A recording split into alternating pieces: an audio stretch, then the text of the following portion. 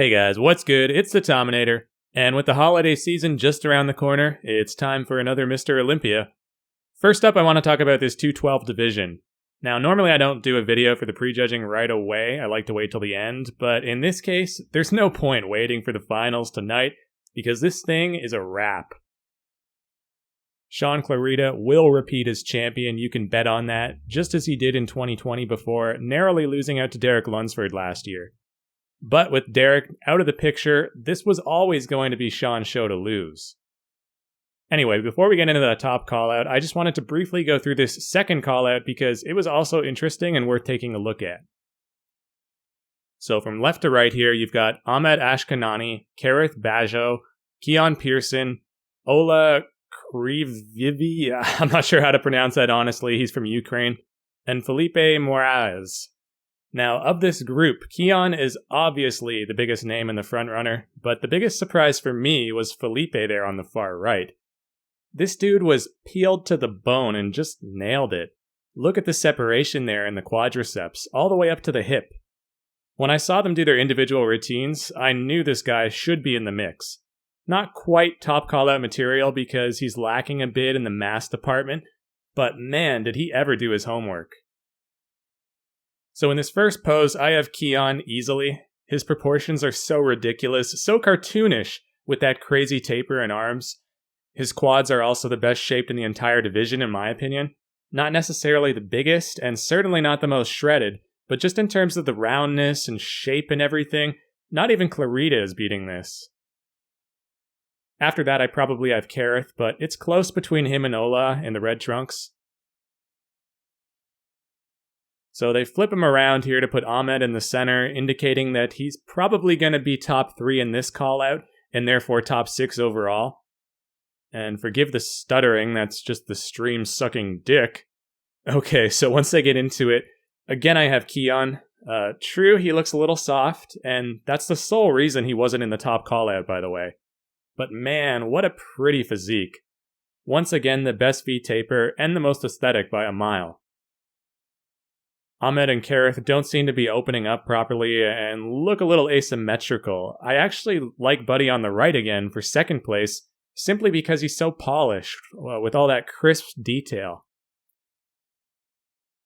So a common complaint with bodybuilding these days is that most modern bodybuilders have tremendous thickness and size and can be dry and grainy, yet still lack muscle quality. Their muscles just look sort of like, lifeless meat, with little in the way of separation or striations.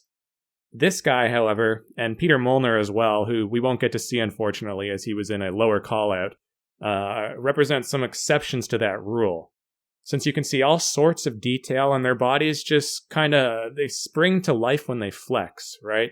Probably due to not abusing insulin so much, but that's mainly speculation on my part.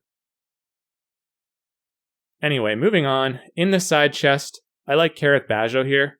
Looks very balanced and complete, really round through the pecs and arms, and some nice detail in the lower half as well. It just flows together beautifully. His best pose by far. Keon is probably second, despite being a little softer and having a smaller chest. Check out the hamstring drop on Ashkanani though, holy cow. That's always been his most impressive feature to my eyes.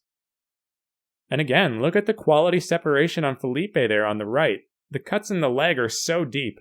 If this guy could just add like another 10 pounds or so, he'd be a true contender in this division.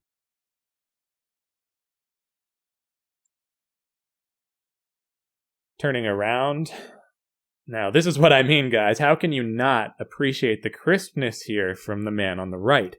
The glutes and hamstrings are ripped, and that back is totally dried out. Just needs a little more size through the arms and legs, and he'd be beating all of them. Even still, he might be winning because nobody else is exactly running away with it here.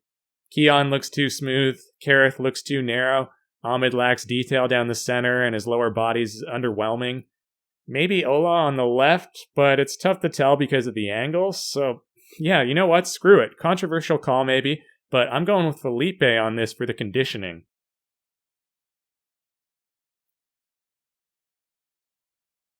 In the rear lat spread, this is where it all sort of falls apart for Kareth. For whatever reason, that right lat is just non-existent.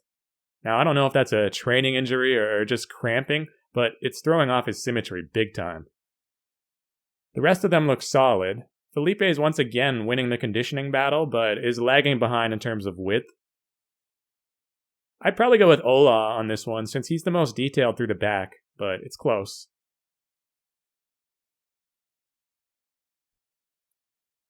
In the side try, Keon is money. Ola looks impressive, very thick, but his abs ought to be sharper if he's going to be turning to the front like that. Baby Kevin Levrone, I mean Felipe, sorry, but he looks a little like an older version of Levrone with the bald head and face. And if memory serves, he even did the Levrone signature most muscular transition into the side chest during his individual routine. But anyway, Felipe also looks good here. Really nice separation on him in the shoulders and triceps.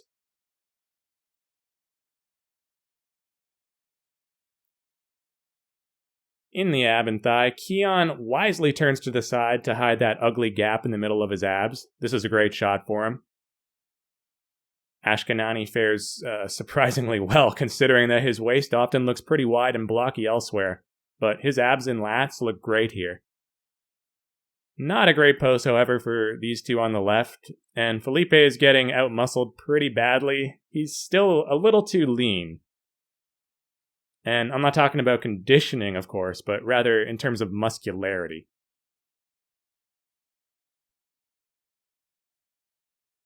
Speaking of muscularity, they all look very good here in this most muscular.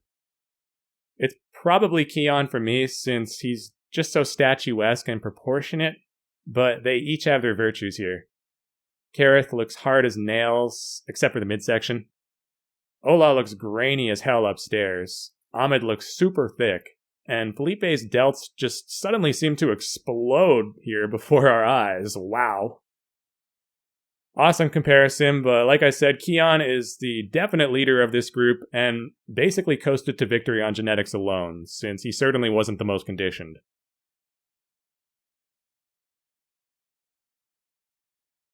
Okay, so now they bring out the top three, and the only potential surprise here was the addition of Angel Calderon Frias, who everyone keeps calling Angel, but he's Spanish, so I'm pretty sure it's pronounced Angel, and if not, what grown-ass man is named Angel? Come on now. Anyway, let's get into this. This is what we all came to see. Who's going to win this thing? And this was your top three at Prejudging. From left to right, it's Sean Clarita, Kamal Algarni, and the aforementioned Angel Calderon, who, I gotta say, looks damn impressive here in the front relaxed. Super wide and massively thick upper shelf with those pecs, delts, and lats. A little bit Rolly-esque, I'd even dare to say. Of course, they're otherwise two completely different physiques, but just in this pose, I mean. In the front double biceps, it's gotta be Sean. He's got the best guns by far, a good taper, and some solid wheels. Overall, he has the least flaws, and that's really what it all boils down to. Kamal is a bit off. His left side seems to have atrophied. The lat, the arm, the quad. I don't know if that's an injury or just long-term nerve damage accumulated over time. Probably the latter, given that it's like the entire side of his body. So it seems that age has finally caught up to him at last. I believe this dude's like over 50 now, so it's still an incredible physique, don't get me wrong, but he's definitely seen better days. Angel is too weak through the arms to really do damage in this pose, so let's carry on. In the front lat spread, though, I think you can give this one to him. He's the widest of the three, with the biggest chest, and the quads are solid enough. Clarita's too narrow to be much of a threat here, and if I'm being perfectly honest, he looks about a half step off from his personal best. Still crazy conditioned, but not totally lights out like in 2020. I'm not even sure who I'd have in second here between him and Kamal. I could see arguments for both. In the side chest, however, I think Clarita takes it. Even though he's ironically got the smallest chest, he's so strong everywhere else with those bubbly round muscles, it's just a little too much. He's got the best delts and arms and is the sharpest downstairs, so yeah, that's good enough in my book. Kamal and Angel are really close here, so take your pick. I don't have a strong opinion either way.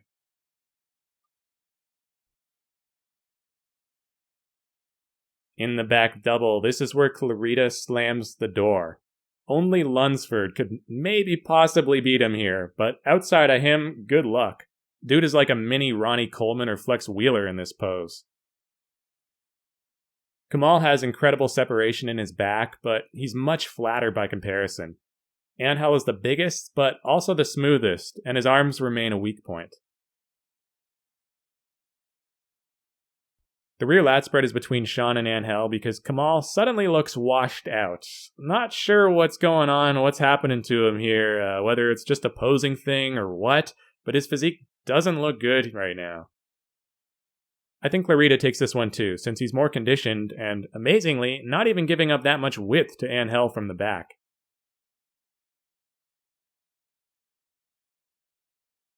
And chalk up another pose in the win column for Sean in the side tricep. Too much detail, too much fullness and maturity and completeness. Kamal is obviously himself a very mature bodybuilder, but his physique looks more tired than mature at this point, if you know what I mean, as we just saw in that last pose. But then again, this one is much better for him, and I really like the way he executes it. A close second for sure. Angel is third because his arms and midsection let him down, but he does show some nice feathering there in the quads at least.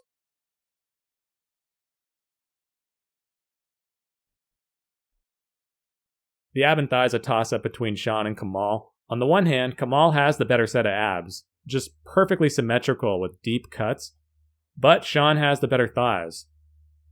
I'm personally leaning towards Kamal overall, but it could go either way. Angel looks a little bloated and is a distant third. Okay, so they swapped them around to put Clarita in the middle. At this point, it means absolutely nothing. We all know who's winning. I think they just wanted to give each man a chance in the center under optimal lighting because they later give Angel the spot, and he's obviously not going to take first. So this is just like what they did in 2017 with Big Ramy, Phil, and Bonac, giving each guy his time to shine. And I've already called all the other poses, so let's just skip ahead to the most muscular. And I gotta admit here that Angel, with those borderline sus delts and massive frame, is pretty formidable in this one. I'd definitely put him ahead of Kamal here, but not so sure he's besting Sean. Even though he is way larger, Sean is just so bubbly and polished. Your eyes tend to keep going back to him. Plus, he seems to do better at keeping his whole body tense, whereas Angel is neglecting the legs at times. His upper body looks incredible though, especially when he hits this final crab shot. So in closing then, like I said at the beginning, I think the 212 is a done deal, okay? Sean was winning like 3/4 of the mandatory poses, and given that he's a former champ and top 2 in the world now for the past 2 years running, he is the clear-cut favorite to win. I don't think he's quite as good as last year or when he won in 2020, but it's close enough to get the job done, especially considering there's no Derek Lunsford and Kamal is on the decline. I mean, he would have to completely fall apart tonight, or the judges would have to be blind to give it to anybody else. I'd actually be a bit surprised if he doesn't wind up with perfect scores, because this wasn't even close from where I'm sitting. But anyway, that's just my 2 cents. What do you guys think? I guess in any case, we won't have to wait long to find out. As always, thank you for watching and stay tuned for more Olympia coverage. This has been the Tominator signing off, and I'll be back.